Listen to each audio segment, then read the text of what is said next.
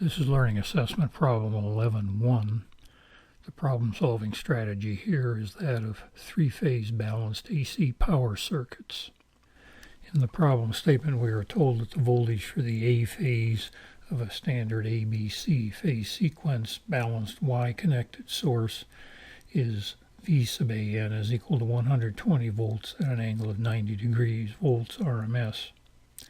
We are to determine the line or line-to-line voltages for this Y-connected source. First, we'll write down the standard presentation for the phase voltages for this ABC sequence. Here the VAN is 120 volts at an angle of 0 degrees.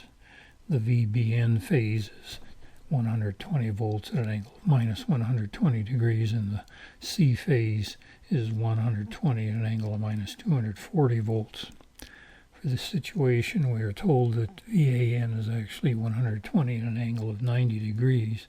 So we'll consider this as a theta AN shift, and that will be added to each of these phase angles on the three phases. Since it's a balanced system, they'll all be separated by 120 degrees and just shifted by whatever that A phase shift is indicated to be. Then the VAB line-to-line voltage will be the square root of 3 times the VAN phasor voltage shifted by an angle of plus 30 degrees. In the current situation, this angle theta AN is equal to 90 degrees. That was stated in the problem for the voltage V sub AN. Now we can proceed to write down those line-to-line voltages.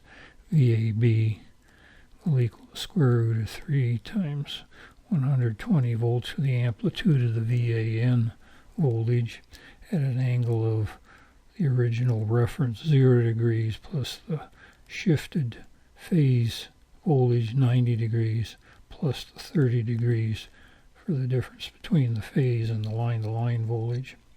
And this will equal 208 at an angle of 120 degrees, volts RMS.